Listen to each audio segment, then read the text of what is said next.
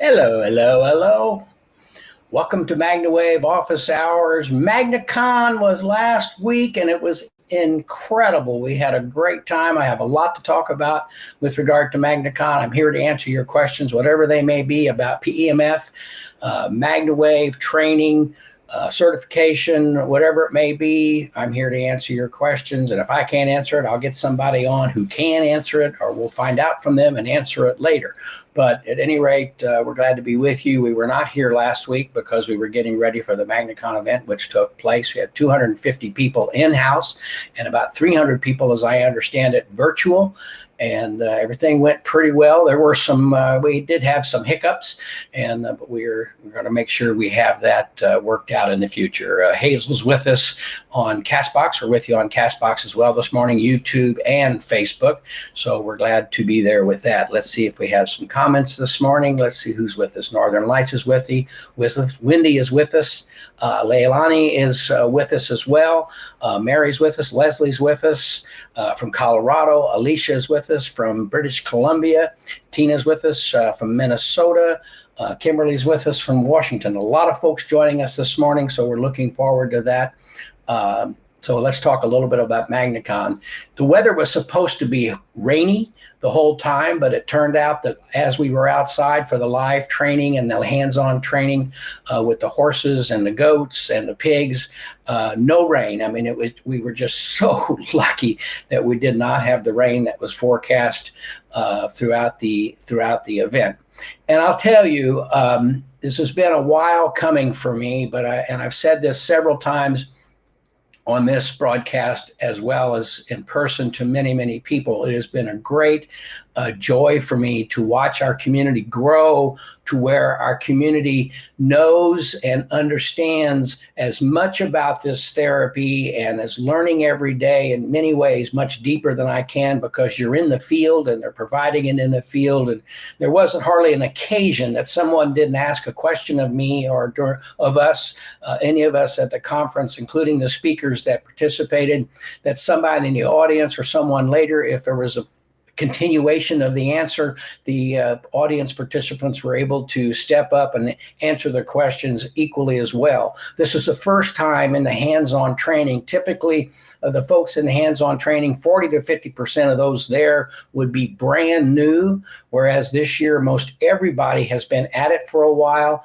And so actually, there wasn't a question asked of me or us during the hands-on training that, again, someone in the audience could not answer as well or better or with more detail than I was able to provide or I provided it at the time. So it was just really exciting to experience that, to see how much everyone has grown and continues to grow. So that it was just a wonderful experience, and we're planning it for next year. June 8th, 9th, and 10th of 2022. We're very excited about that, and then we'll move forward from 2022. So it'll be in Louisville live, June 8th, 9th, and 10th, 2022. Tickets are available. At this point, we're probably hoping that we'll have 400 to 500 people live and with us, maybe more. We're probably going to have to change venues by virtue of how they're setting up the venues and requiring distancing, how all that plays out in the next 12 months. But if it is the same, we will have to change venues, and we're looking at a couple other venues right now to get that solidified so we know where people can go. But tickets are on sale at a discount rate. If you know you want to come or you're planning on coming, it is available through the website. Look up MagnaCon 2022. Again, we had a great time this year. The Halloween party was incredible. The costumes were incredible. We just had a lot of fun. Churchill Downs, the way they had it laid out, we had a tremendous time at Churchill Downs. Also, same thing. Weather all afternoon. We had our hands-on training and thought, okay, we're going to catch a break. We had some rain just prior to Churchill Downs, but when we got there, things were opening up and the weather was nice. And so we got a great evening of racing, a great entertainment feature. Some folks were winning some great money at the track. Some of us were losing some great money at the track, but all in all, we had a great time. So for those of you who attended virtually and live in person, thank you for doing so. We hope it was a beneficial learning experience for you, as it seems to be every year. So again, thanks a lot for joining us at MagnaCon. Let's see if we've got if you have a question and you'd like to talk with me, simply send your question. Let me put up the banner here to send your name and question, name and number to 502-414-3436. And I will call you back and we can have a conversation about whatever it is that you're wanting to talk about. So please do that, 502-414-3436. And I will give you a call back and answer your question. If you have a question that you would like to ask us, simply put it in the chat box on YouTube or Facebook. We'll be able to see it and answer your questions accordingly. Jennifer says, I had a blast. My first MagnaCon. Thank you, Alan Evans. Already planning for next year. Christine says, so glad I came in person. What a nice conference. And so true. Wonderful event. Maureen says, wonderful event. Fantabulous speakers, fantastic speakers. And really, we had some new speakers this year. The biggest glitch we had was very unfortunate. And I think we're going to redo the conversation. But Dr. Marty, when he joined us talking about small animals and answering questions that were presented, answered the questions wonderfully, and it was okay, but there was just enough of a glitch that he froze up a few times because of the internet. So we're going to reach out to Dr. Marty, ask those questions, represent that material so we can have it available to you. If you were not able to attend MagnaCon, you can be able to contact us, and you can receive the entire conference available to you, so you can see everything that was there to have and be able to replay as you desire to get the information that you're looking for. So it's all available to you, whether you want to use it for educational purposes or certification purposes, whatever it may be. But they're so correct. The speakers were incredible. Freddie Kimmel spoke, and he was very good, talking about how he utilizes his PEMF device and his podcast that he does. Dr. Marty was great. Everybody, just a great presentation. And again, we're so glad that you joined us at the conference. Let's see new comments. If we have a question. I have a Soul, and I'm thinking about using a splitter for a pet mat and a full body travel mat. I know the Soul strength is on the lower side. Will this combo still work? Well, if you use a splinter with a device, you're going to cut the signal basically in half. Now, so all that means is you're not going to get as much, but you're going to get still 10, 15 times more than you're going to get from some of the devices that are low voltage, low frequency. Will it work? Yes. Will you feel it? Probably not. But does not mean that it is not working. So it will work. If you're doing small animals and you want to use the mat and the two things together, you will get the signal. It will transfer, not a problem, but you will not feel it because you're going to be running it at a lower setting on the Soul. Try it, see how you feel, see how it works. And it will work fine. You may need to increase your times, or at least run your time. It runs 10 minutes, so you may want to let it sit for a minute or two, and then rerun again to get the additional time. What you don't want to do with these devices, particularly the Soul, because it's small and it's in a small box, and it can have a tendency, and if it's overpowered like that, to overheat. So you want to run a 10-minute cycle, stop for 2 minutes, let the fan continue to run another 10-minute cycle, and you should be okay. But it's not designed necessarily to use two attachments like that, but you could split it, but just be understanding that you're not going to feel it as much. Let's see. JJ Jeffers asked, I believe it was JJ who asked a question in the group that I would like to talk about a little bit. I'll get to that. Perhaps let's see if we've had any calls. Let me come back here to the voice. Yes, we've got 3 or 4 folks who want to visit with us. So it's JJ on the line. Let me get JJ up here, and I'll give her a call, and we can have a conversation. So should be coming up.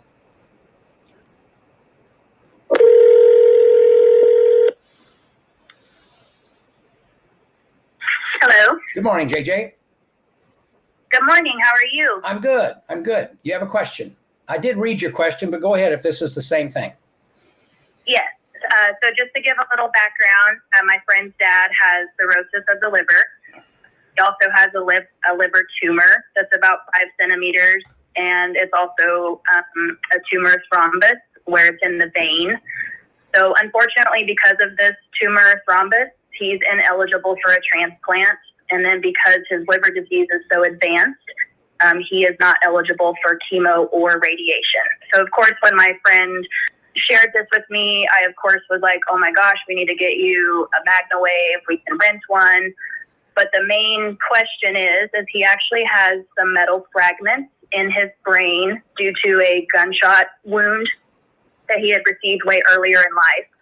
So he's not able to do an MRI, which I know an MRI is way stronger, obviously than our machines, but would we be able to, treat his body, like his torso, liver area, and be safe with the fragments in his brain? My answer would be most certainly. I mean, you're not going to necessarily treat his head or his brain.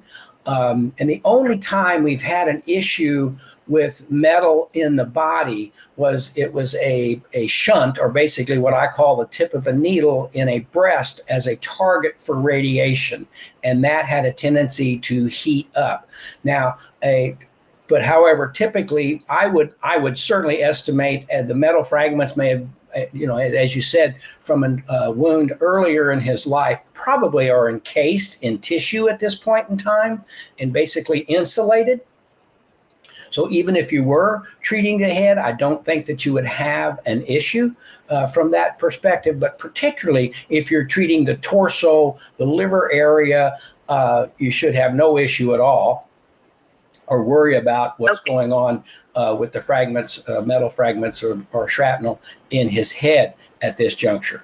The fact that he cannot do chemotherapy and is not eligible for a transplant, what have you got? And I hate to use this term, but what have you got to lose? The future is not bright. So if you can give him some comfort and maybe slow things down and help things be okay, then that might be beneficial for this type of situation. As I read in your post, that the doctors basically have said there's nothing they can do. So I would certainly think that anything that people may want to try at this point or think about at this point for those types of situations, the doctor's not going to say, no, don't do that. And I wouldn't think. But they certainly, again, still want to tell the doc what they're doing if they're in the country or wherever they may be. As I believe you mentioned, he's in Brazil. There are a lot of, in a lot of these countries, PEMF is more recognized and understood and has been used for years, other than the way it is or has been typically up until now in the United States. So that's what I would share with you with regard to that. Okay, and if we are able to get him a machine, I actually, when I misspoke, they aren't in Brazil yet. He's actually here in the States, and they're going back to Brazil at the end of this month because that's where he's from. So he's been here visiting his daughter and just has been too sick to go back home. So I'm hoping to get them a machine, and then, they would be able to take it with them for while she's there. Would you recommend, starting out for maybe 3 days, doing some sessions, possibly giving a break, and then moving into maybe 2 sessions a day? I would think you could do, I would start 1 session a day for 2 or 3 days and see how he's doing, see how that he's comfortable. And certainly there'd be no reason that you wouldn't do 2 sessions a day, 4 to 6 hour separation. Okay, perfect. Pat, thank you so much. Okay. I seen you in person at MagnaCon, and I will definitely be back next year. Great. Thank you so much for being there. We had a wonderful time. Have a good one. Bye-bye. Bye-bye. Great question. And that is something that we've often dealt with. People often ask the question, what about rods, screws, plates, all of those types of situations? What I recommend always in those cases is that you want to make sure the client is comfortable, and you want to make sure they're comfortable with what's going on. They're immediately thinking, will this work with my screws that I have in, or the rods or the plates? So I always recommend put the coil on the area that you're wanting to treat. Begin to treat them for 2 or 3 minutes on a very moderate setting, just to make sure that they're comfortable and they understand what's going on, and then begin to boost it to a point comfort, as we know, is the key, and then raise the intensity to make sure that they are still comfortable and proceed in that fashion. But I've had folks where and I just want to, you know how this goes. If you tell some, oh, this could heat something up, and you put it on them, they're going to feel like it's heating it up. So don't tell them. Just treat them for 2 or 3 minutes and see how they feel and what's going on. Believe me, if they have a piece that's small enough that will begin to heat a little bit, they'll know it and they'll tell you. And then you do 1 or 2 things. Don't do it, or turn it down to where you don't have that issue. Again, getting some energy into the area is better than getting no energy into the area. So comfort is the key in those types of situations. So Shayna is wanting to visit. Let's ring up Shayna here and see if we can give her a call. Okay, here it is. All right. Let's ring her up. She didn't give me a question, so we'll get her on the line and see what her question might be and move from that direction.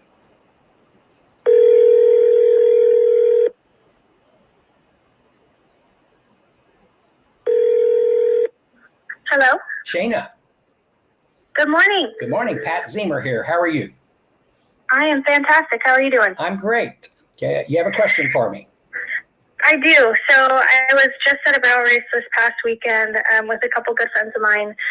And one of my friend's horses was coughing, and she has a FlexiNeb treatment thing with her. Uh-huh. And I don't remember the medication that she put into it, but she was also wanting to have her horse treated with the MagnaWave before our race that day.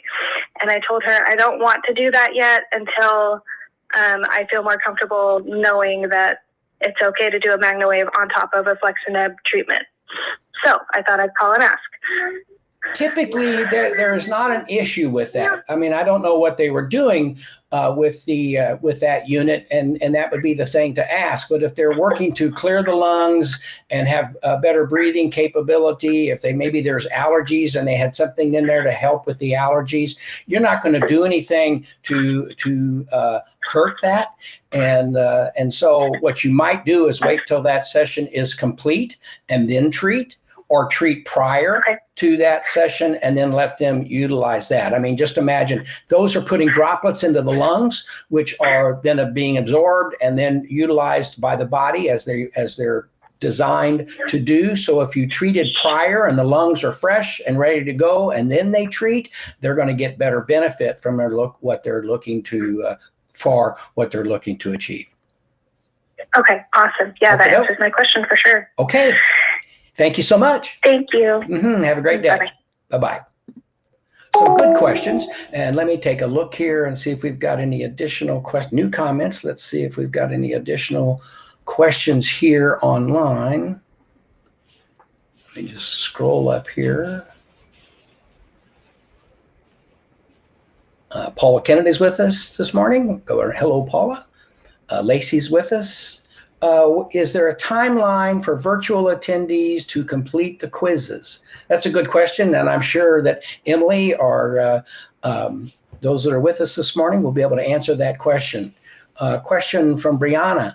I have a soul, and I'm thinking about using this. Oh, we already asked that. Cool. We answered that question already. Okay, let me move over here to my voice and see who we have. Let's see, I have a Pulse Pro, and I have a huge difference between setting 3 and 4. Seems very gentle for a horse on 3 and would like a little more, but 4 is so much more intense. Is this how it should be? My machine is only 6 months old. Between 3 and 4. They're pretty well set up as to how they should be. I would almost need to hear it. What I would request that you do is let me get you on the phone here. We'll just discuss that.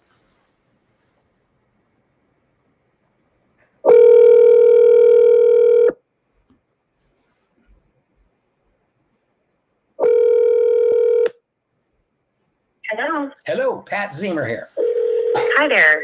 How are you? Turn your speakers down on your phone or computer. Yes, just one sec. Okay. Okay. You're noticing a difference between settings 3 and 4. Let me ask you a couple of questions. Yeah. Which attachment are you using?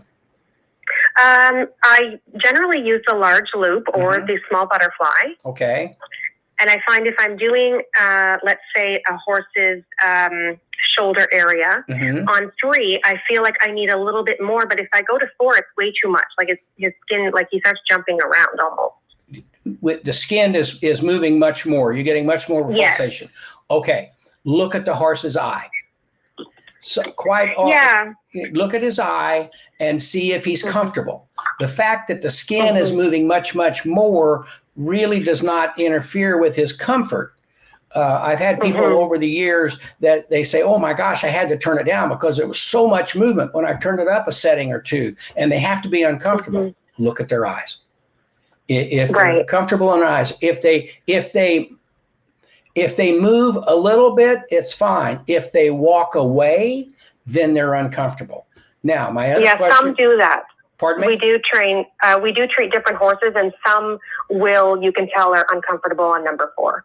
Okay, when you say you can tell they're uncomfortable, what are they doing? Like they start moving around on the crop ties. Moving around is okay. Okay. Moving around is fine. If it's too much, they won't move around. They will flat walk away. Right. And that's where I tell the story often to where I had a customer call me and said, well, I'm just not getting the results I was getting. It was working so well at the beginning and I'm treating them. And I say, so what are you doing? Well, I've been treating their neck where they're having some issue. And then I turn it up and it's throbbing so hard that I had to turn it down. I knew it was bad for them. And I tell them to look at the eye. And if the eye is okay, serene, relaxed, continue to treat.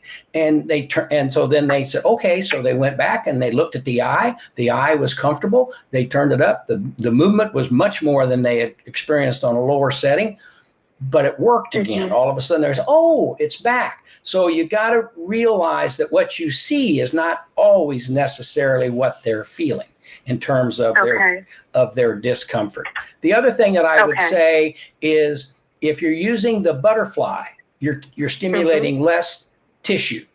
So in many cases, they'll be more comfortable utilizing the butterfly than if you use, for example, if you put the large loop, the 12-inch diameter large loop on the shoulder and you turn it up to 4 or 5, you'll get a lot more movement than you will out of the butterfly because the butterfly is stimulating less tissue. That would be my recommendation, is to test that. The other thing that I would ask you to do is to shoot a video and put it on 1 for 30 seconds, 2 for 30 seconds, 3 for 30 seconds, 4 for 30 seconds, 5 for 30 seconds while we're hearing the clicking.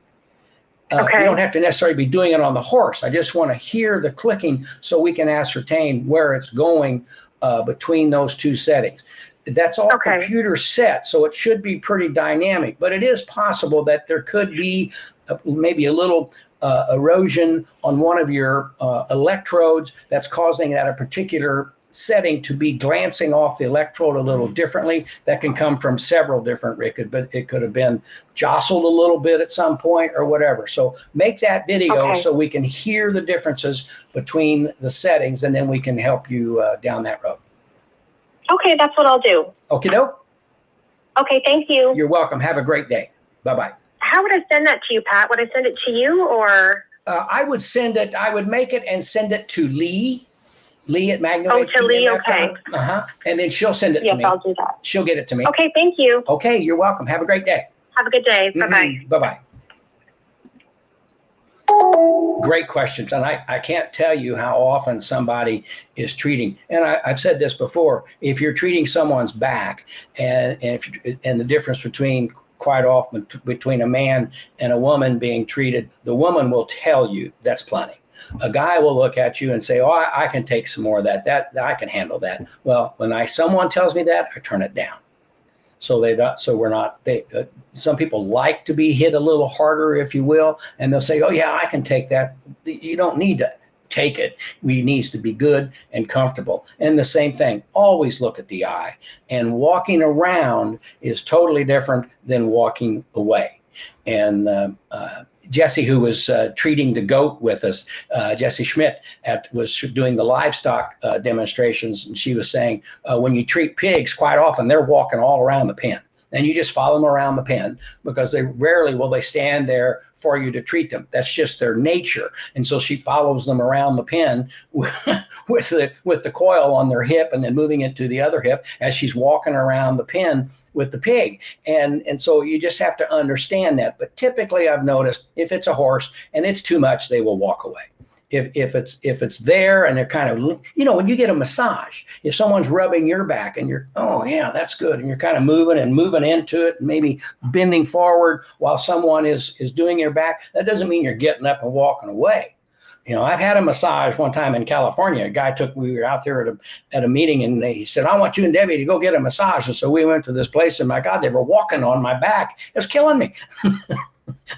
It was amazing. I felt pretty good afterwards. Actually, not afterwards. I felt pretty good that evening and the next day. But this person was walking on my back, and it didn't feel good.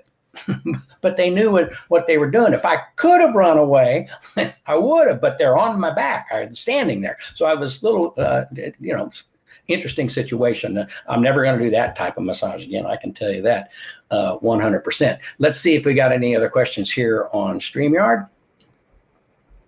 Let's see. Okay, well, let's come back here. I missed a few sessions on day 2 in virtual MagnaCon. So do I just go back to the Whoova whenever and rewatch them? That is correct. Go back to the Whoova app and rewatch them at your leisure as you can. If the quiz won't be added to Kajabi next week, does it make more sense to revisit MagnaCon until next week? Well, it doesn't hurt to go back and watch it, and then maybe watch it again next week before you do your quiz, so you're certainly up on what's going on. It's kind of like school. You can read the chapter more than once to glean the information. And I've learned that when I listen to these people answer these questions, when the practitioners stand up and ask a question, then pretty much someone in the audience answered the question. It was very interesting. We had someone ask a question about an insulin pump, and can we treat with someone that has an insulin pump? And Dr. Amanda was answering the question, and Elaine and I were throwing in some information, and all of a sudden a hand shot up in the back of the room. It was a practitioner with an insulin pump, and she got up and said, this is what I do, and this is how it works for me, and I treat all day long with my pump in place, and it's never caused an issue. And so it was just so interesting to be able to get so deep into the questions that people are asking and to help them with their answers. Let's see. It was a bit challenging to wait online to catch Elaine's live talks and then wait for the session to be loaded at least an hour after the real event and keep the interest of the MagnaCon not attending in person.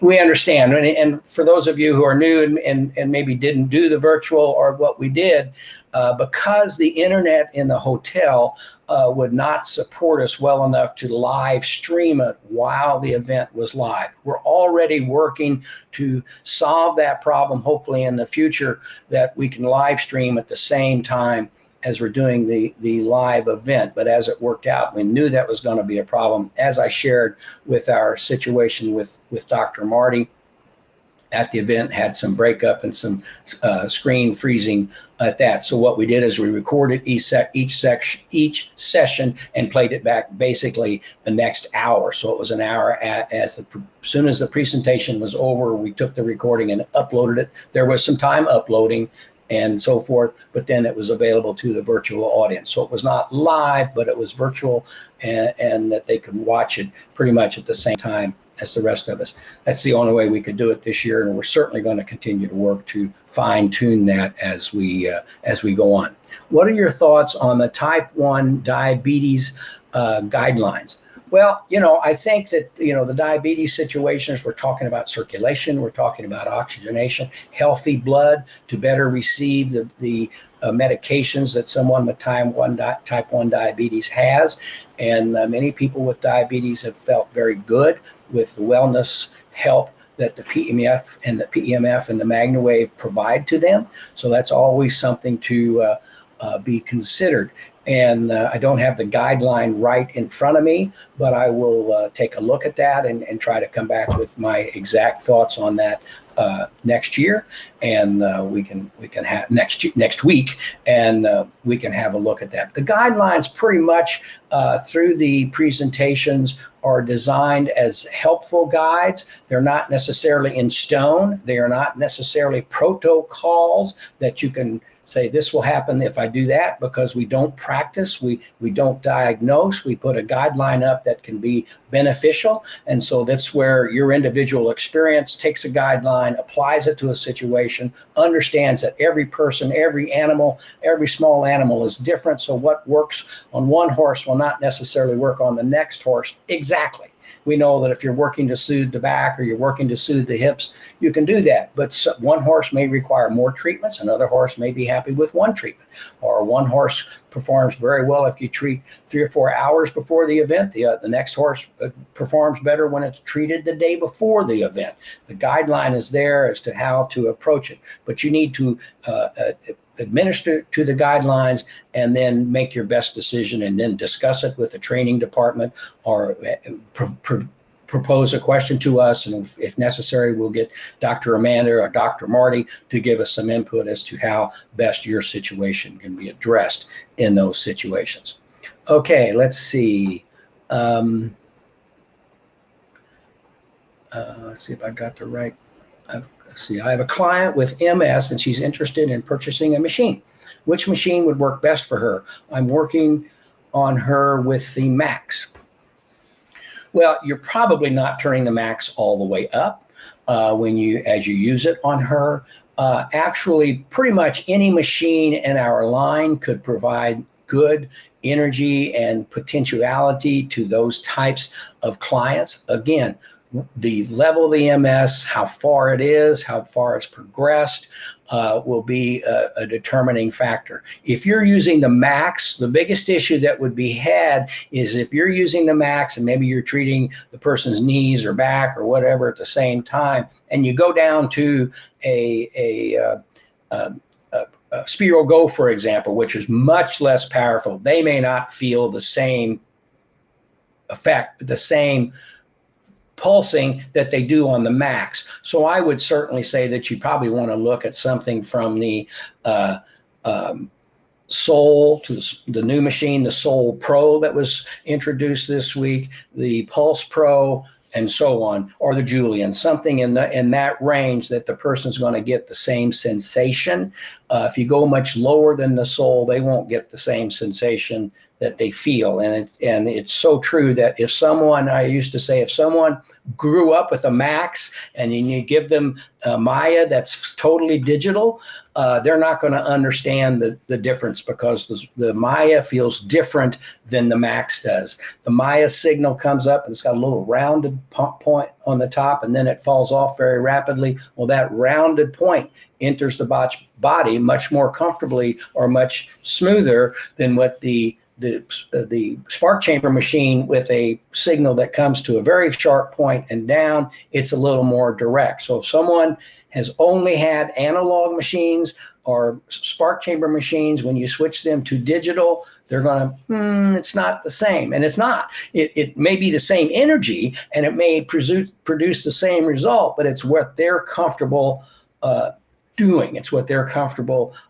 being in. And so that's the thing that you need to address there. So again, if you're with a max, I would say Pulse Pro, Julian, Soul, any of those machines, the Semi 5, the new Semi 10, any of those devices will be there. The Semi 5, Semi 10, and Maya are totally digital machines, and whereas the Soul, Pulse Pro, and the Julian are analog spark chamber machines. So you just need to approach that. And again, your product specialist can take you a little deeper into that type of discussion, but that's what you'd want to consider.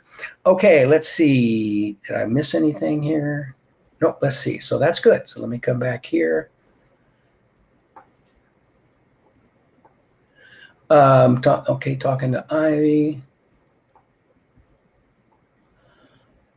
I'm new to MagnaWave. Will be purchasing my very first soon. But what are the quizzes that everyone is talking about, and why do the quizzes, and why do you do quizzes? Well, we have quizzes or tests at the end of each chapter of our training. And when someone is redoing their certification, if they're in a certification renewal at the end of the year, then they watch the MagnaCon presentation, and we make quizzes based on the presentation that was made, that they watched the report or they watch the program, and then they can answer back what was said. So we know that they're absorbing what's taken into place, so the certification can be reissued. The certification is not just something that we do to say, well, we're certified and that's it, and we don't have to have additional information provided with it. We want you to understand, grow your knowledge, and learn more. So that's the basis and the reasons for the quizzes. Regarding renewing the practitioner certification, is it just a payment to keep active certification, or is there continuing education requirements? Thank you. Matthew, that's what I was just discussing. There are continuing education requirements. And most certifications, you see doctors, attorneys, everybody has to go back and take some classes each year, put so many hours into new education, re-education to stay up on what they're doing.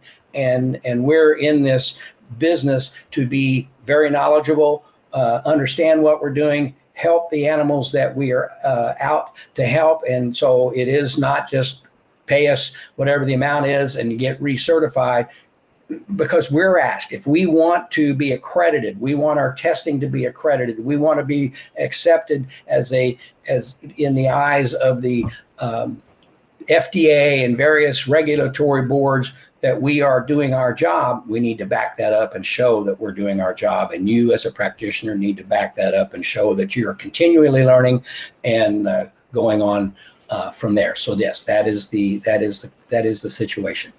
Let's see. How much stronger is the Semi 10 compared to the 3 or 5?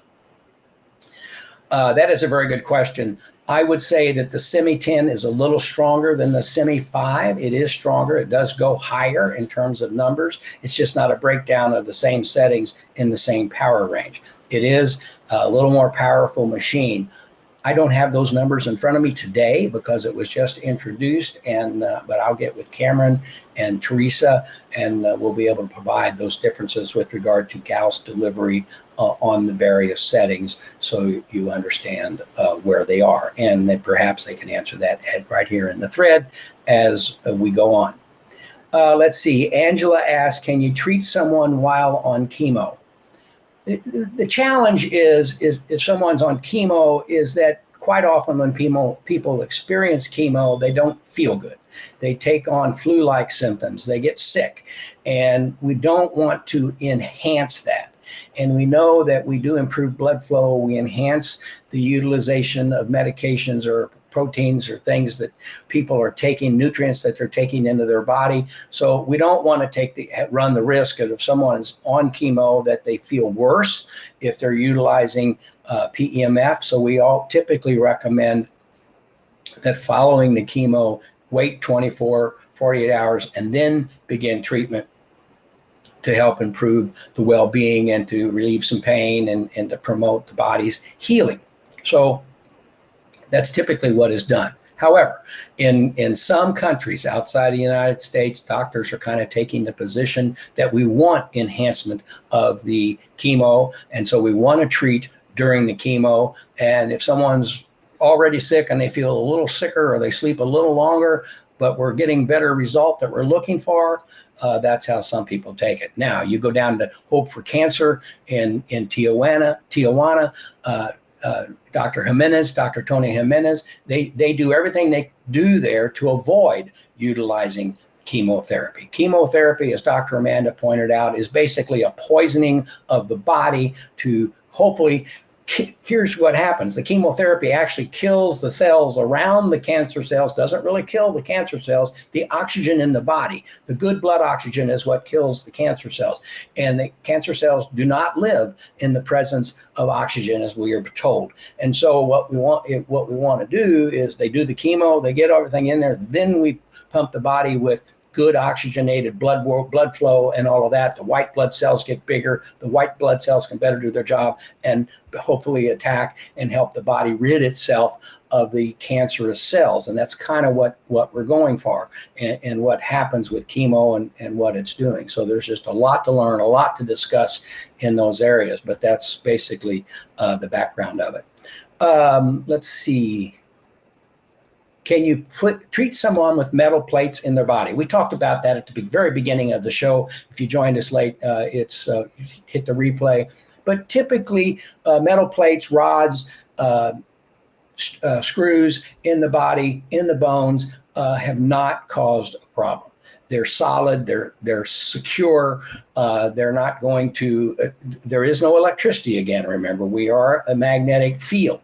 The only time we have issue with metal, and we discussed this at MagnaCon, and you might experience it if you got it using a metal chair, you got a mat sitting in a metal chair, and you turn the machine up and all of a sudden you hear a clicking, and then you look at the chair and you see a sparking at where the metal is. Well, that's because they use rivets to put chairs together, and the rivets are basically because there's movement where they're folding up and closing and opening and that type of thing. If there's air gaps, if someone has a very loose chain, a loose chain around their neck or on their wrist, if there's air gaps in that chain, then you get a machine very close to it, you could feel some arcing, if you will. But on things that are in the body, it's typically not been an issue to treat if someone has a rod, screw, or plate in their body. You always want to put it on, do it, make sure they're comfortable, and go forward. But it's not like a magnet. It's not going to pull on anything. It's not going to loosen screws or anything like that. The pulsing doesn't do that because it's a field and not a magnetic pulling type of device. Let's see.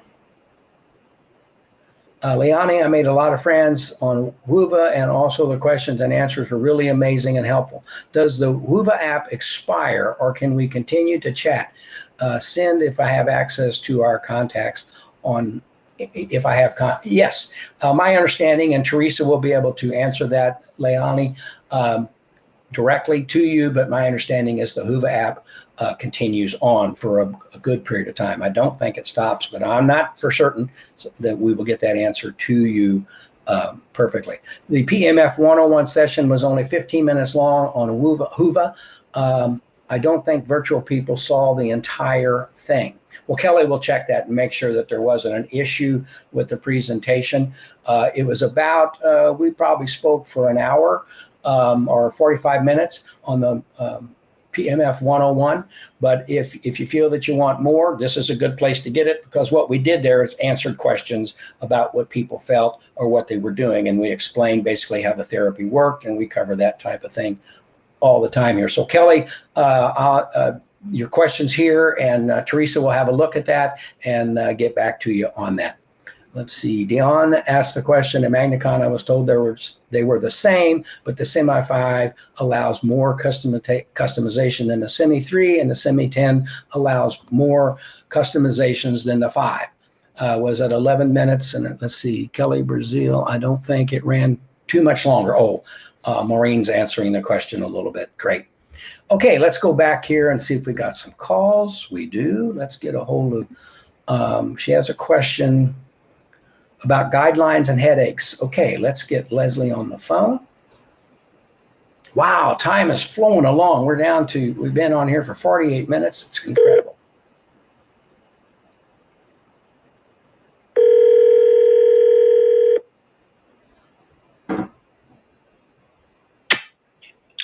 Hello? Leslie, good afternoon. Pat Zemer here. Hi, Pat. How are you? Good. You have a question? Yes. I have a new client. He's a 3-year-old stud colt. When he was a yearling, he was kicked in the knee by another horse, sustained multiple fractures. He had surgery. Everything was put back together, and his leg is straight, but he has limited range of motion and flexion, and the knee is enlarged. The whole joint's enlarged and feels pretty hard. I'm waiting to get the x-rays from the vet that were just taken a couple weeks ago. But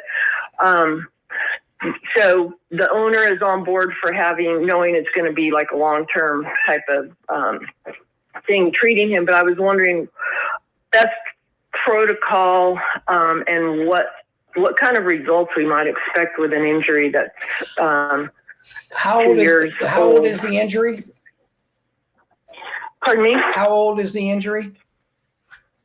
2 years. He was kicked when he was a yearling, and he's 3 years old now. So obviously there could be a couple of things. There could be scarring in there that's causing some of the issue, and we'd want to try to soften the scarring so it becomes more fluid, if you will. There could be some serious inflammation of the tendons and the cartilage in the area. It's much harder to get inflammation out of the cartilage or a nerve than it is soft tissue of a muscle. So given, I had a racehorse a few years ago in Florida, and the trainer called me in Ocala and was telling me that the horse on its ankle had look like, I'm going to call it a baseball-like swelling or scar tissue on the side of the ankle, and it was doing the same thing you're talking about. It was about a 1.5 year old injury, and it was hindering the range of motion.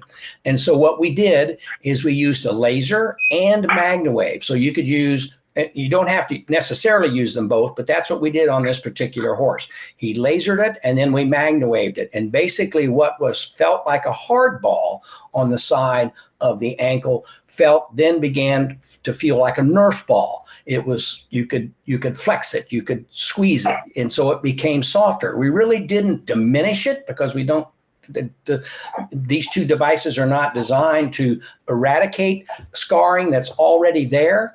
There are some processes, there are some new supplements that people talk about being able to soften that, but we softened that up that the range of motion was returned to the ankle and the horse was still able to compete. And so in this situation where you're talking about stud type of things, you want to treat that, and what to expect is hard to say, but after I would treat it every day for 7 to 10 days, twice a day for the first 2 or 3 days if you desire. I'd go right on it with the butterfly or the paddle, something like that. And I would, being where it is, you can probably put your intensity as high as you would like to get in there and massage that area and hopefully begin to take the inflammation out of the cartilage, out of the nerve, out of the inflammation, the scarring that is there, and hopefully improve the range of motion. But as you know, and as you said, and as the trainer knows, it could be a while for that to happen.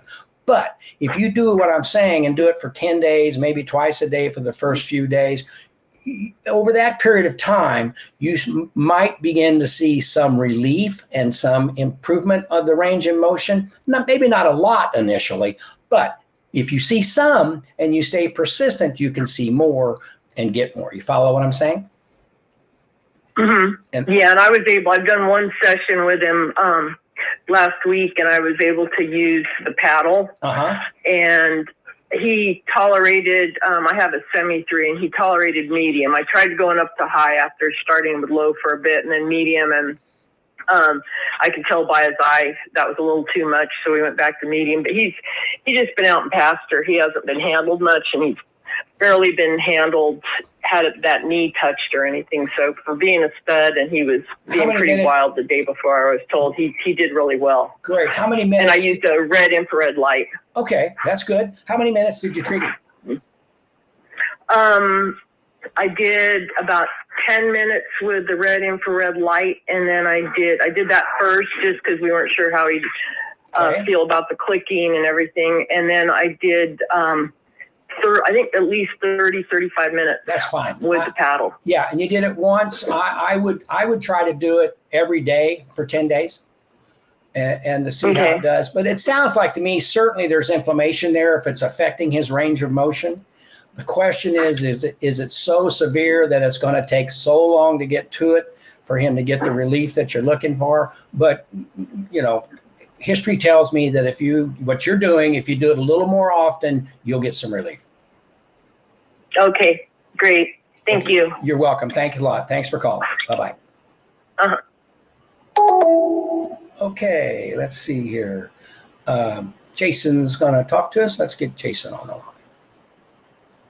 And we're running close. We'll check some more questions.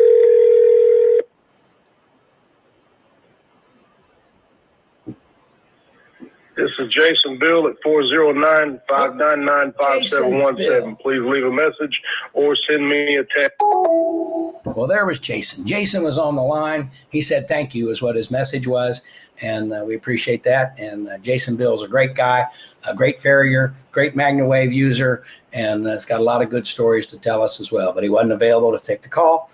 Maybe we'll catch him next time. Those of you on CastBox, we're glad we're with us. Hazel, good. I'm glad you had a great time at MagnaCon. You ordered the new Soul Pro. That's exciting.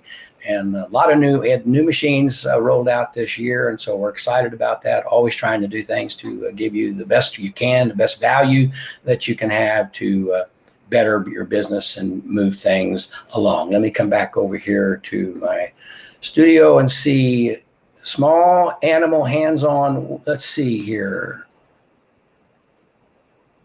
Got Janie says small wasn't, the video was just the questions as the end, nothing of the actual treatment.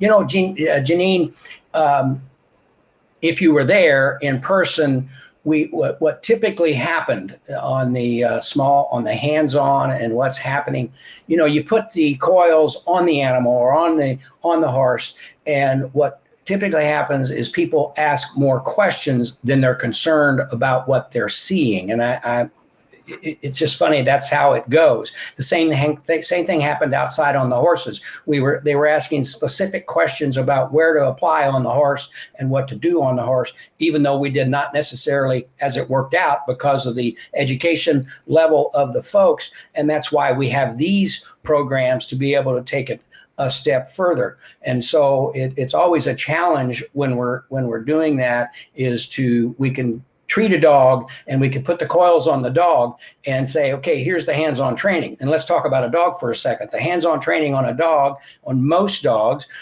would be you put the coil on their hips or the coil on the shoulders, or if it's a small dog, the dog lays in the coil and you turn the machine on and you treat it. Now, what is the issue the dog is having? Those are the questions that the people start to ask. How's it going to work with the hip dysplasia? How's it going to help his knee? Or where's it going to go for his back issue or his arthritis? The bottom line is you put it on and you treat the area, and if it's viable to help, you're going to see an improvement in what they're doing. I can't, even if I were doing hands-on training on a dog right this minute with severe arthritis, I can show you where to put the coil on the hip, and but it doesn't really make any difference. If it's a smaller dog, they lay in the middle of the coil and you proceed with the treatment.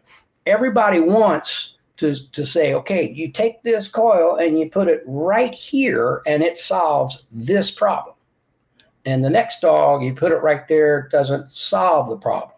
What it makes people comfortable is to be able to see, hey, this is how it's done, this is how we position it, and this is what we look for in the end. And it's different from everyone. As Dr. Marty talked about, when he and I first met in person, and there was this world champion dachshund that was dragging its legs around the room, and I laid the dog in the large coil for 8 minutes, and the dog got up and ran away.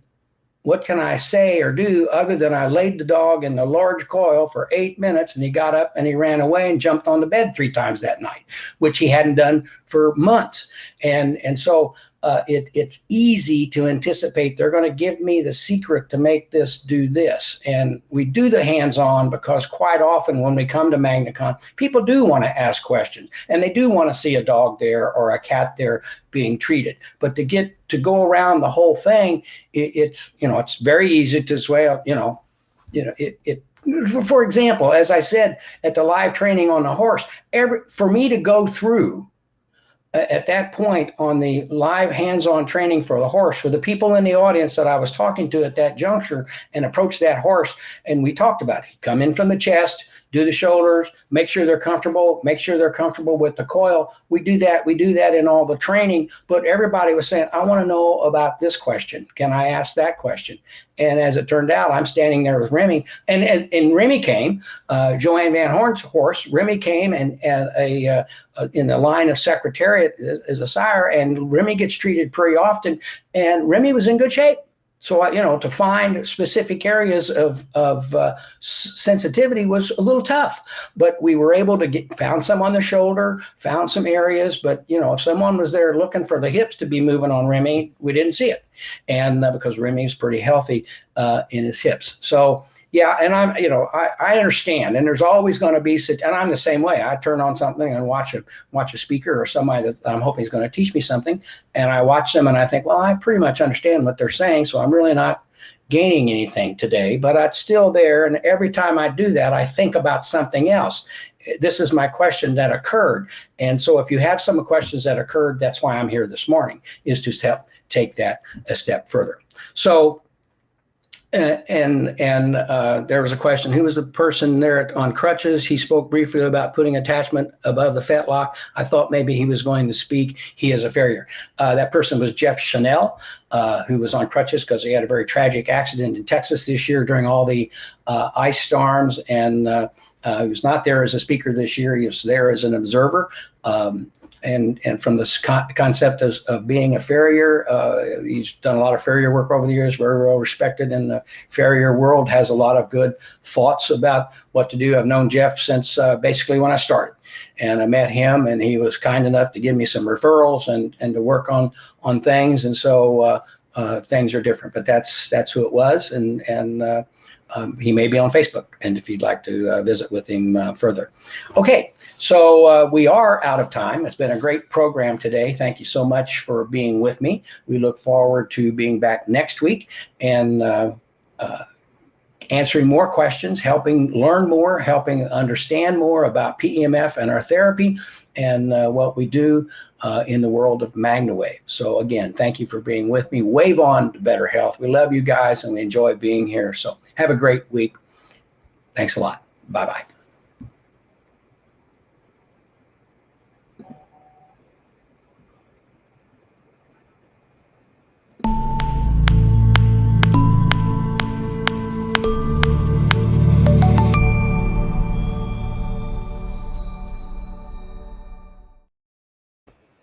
Those of you